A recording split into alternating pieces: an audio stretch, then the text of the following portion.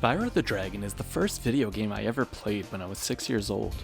I was on vacation with my extended family, and my older cousins had a PlayStation with a copy of Spyro the Dragon. I was given a controller and told to have fun for a while. I actually remember being immediately scared of the big frog-looking guys called Norks on screen when the game first starts, mainly because I understood that I was the dragon, and if I went anywhere near them, they would likely try to hurt me. Luckily, Spyro the Dragon is an extremely easy game and an excellent baby's first game experience. So much so that the enemies in the first homeworlds try to run away from you and cower in fear when you approach them. I finally got some of the basic controls down, and remember spending time admiring the first homeworld and a few of the levels all that time ago. I eventually got Crash Bandicoot and a copy of Spyro the Dragon of my own at the same time for Christmas when I was a few years older, as my dad had already purchased a PlayStation of his own by that point and would allow me to play it with him. These two games really appealed to me as a child due to the cool and cute main characters, and really built the foundation for the types of games I like to play today, engaging platformers where you collect items and visit vast worlds. While Crash was much more tough to complete as a young beginner player, requiring precise, perfectly timed button presses to complete many of the challenging levels, Spyro offered a much more relaxed experience, allowing you to complete the levels in any order, and you only needed to collect a handful of items to proceed onward.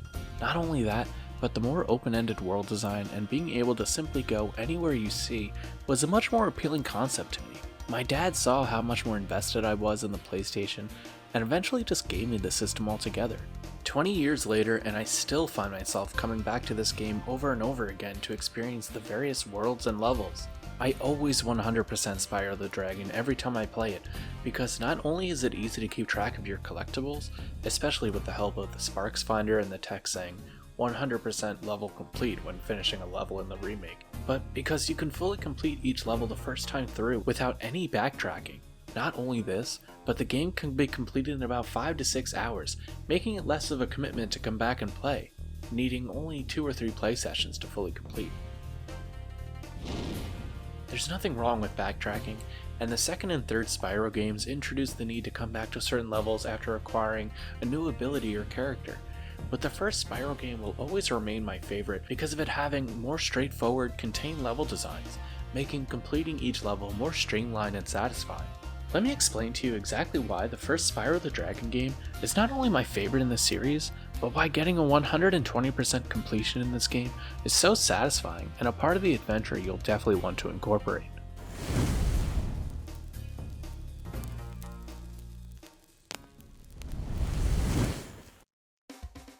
The opening cutscene is extremely simple.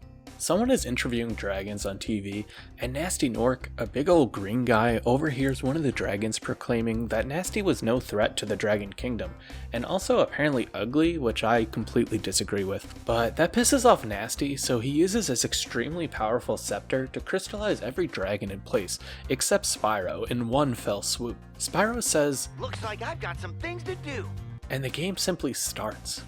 The premise is very silly and straightforward, but it gives us an immediate task of releasing all the dragons and eventually fending off against Gnasty Gnorc himself. It also lets us know that the developers at Insomniac at the time really didn't want us to take the world of this game too seriously, and opted for a more silly, cartoonish approach with its animations and humor. Spyro the Dragon offers a sizable but manageable amount of collectibles throughout the game. There are gems everywhere, acting as the main collectible. These gems are often placed in chests or metal crates or along paths that developers want you to explore, and enemies also drop them when killed. In addition to that, there are also crystallized dragons mentioned earlier that Spyro can set free by walking up to the pedestals they're on. These dragons sometimes offer advice for how to use your moves or where to explore, but many of them simply say, "Thank you for releasing me." There are also dragon eggs dropped by thieves that are quick and require your charge ability to catch up to. The controls are great. Spyro is easy to control and has a flame attack, breathing fire on his enemies in a short distance in front of him. This acts as your main attack. As mentioned, Spyro also has a charge move with unlimited use, allowing you to get around quicker, break open chests and vases, and take out enemies wearing metal armor with your horns. Simply having the ability to run, or in this case charge, to get around quicker is always a welcomed addition when it comes to platformers. Movement is important in a 3D game, and Spyro offers fluid and snappy movement even when you reach extremely high speeds. There are supercharged ramps and super flame abilities you can obtain temporarily throughout the playthrough, enhancing your charge and flame attacks respectively. Spyro can also glide from platforms far away from him, allowing for more verticality and distance in levels. Being able to simply glide to a place off in the distance feels great and adds a new layer of depth to consider when exploring each level. I'll never forget the first time I talked to Enzo in Clifftown, and he hinted towards gliding off to the large open plains in the distance. This absolutely blew my mind as a child when I tried this and realized I could actually get to a place that seemed to be part of the background.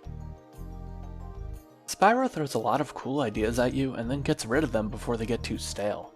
Every level has its own type of enemies that inhabit it, and perfectly accompany each environment they're placed in. There are rams, bulls, sheepdogs, herdsmen, a variety of different Gnorc types, and an actual sheep disguised as a scarecrow just in the first homeworld alone. The homeworlds are the main hubs where you'll find various portals to reach the different levels. There's the artisans, the peacekeepers, the magic crafters, the beast makers, the dreamweavers, and finally, Gnasty Gnorc's homeworld. Each of these places feels very distinct as the dragons you free from these areas all look quite different from one another.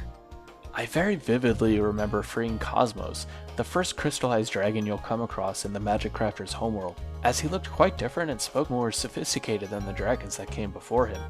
This gave me a peek into just what type of civilization these dragons were, and how that built a more cohesive world in my mind.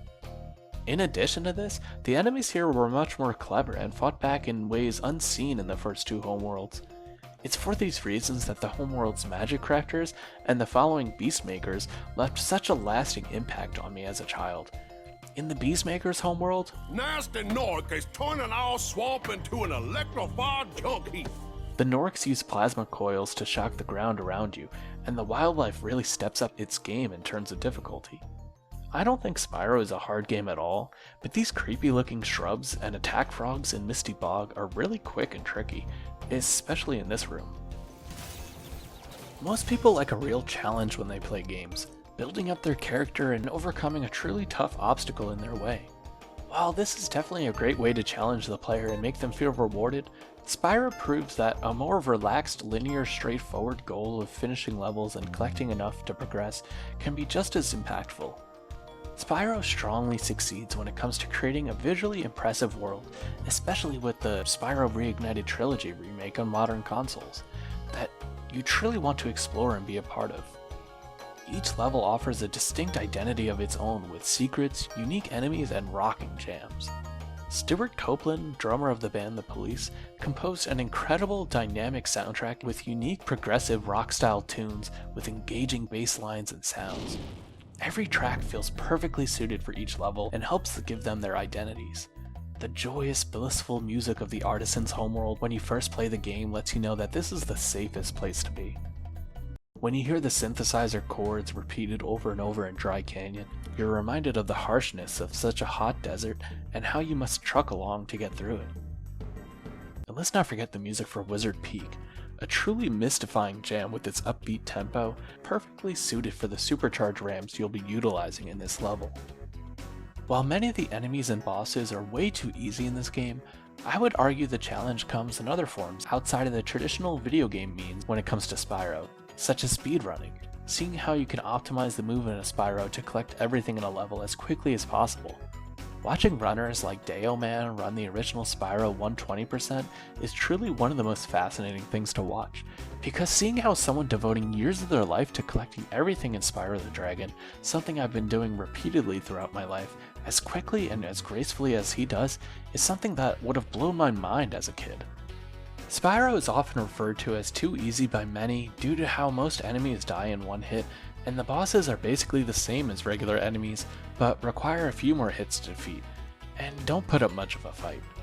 But the easiness factor was never an issue for me, as completing each level still felt as satisfying to complete as it did to complete a level like Road to Nowhere in Crash Bandicoot. I think that's because the different levels are all so unique and memorable, making the enemies seem more like minor obstacles on the way to collecting treasure, and since every enemy drops treasure when killed, you're much more likely to remember to take everyone out.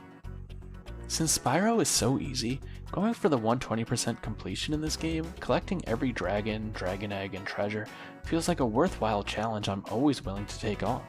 I think the reason I'm so likely to come back and replay this game is because it's simply fun to complete each level and collect everything in sight. Sparx the Dragonfly, your companion in the game, helps you collect gems by simply being near them, acting as a sort of magnet. This makes the game more fluid because you'll be stopping to check if you collected everything less, as long as you're keeping him nice and healthy with butterflies, or health in this game. My favorite level of Spyro is Ice Caverns, where you'll be exploring a freezing dark cave, listening to its creepy music with its heavy bass line, trotting along taking out enemies. I simply love how immersive this level is, making you feel uneasy and on edge with how high up you are, and the layout of the level offers multiple pathways, allowing you to complete the level to your liking with what route you decide to take. By the end of your short but fast adventure, whether you collect everything in sight or not, you'll feel a real sense of appreciation for the world created that the original Spyro the Dragon developers intended. The whimsical nature of Spyro's world will have you truly enchanted between its catchy music, engaging platforming, and creative world building. While Spyro 2, Ripto's Rage, and Spyro 3, Year of the Dragon added only more of all this with more side objectives and other characters to play as, it's the more straightforward formula of collecting everything in a level and moving on to the next one within a somewhat quick time that makes the marathon of completing the first Spyro the Dragon so thrilling throughout all these years.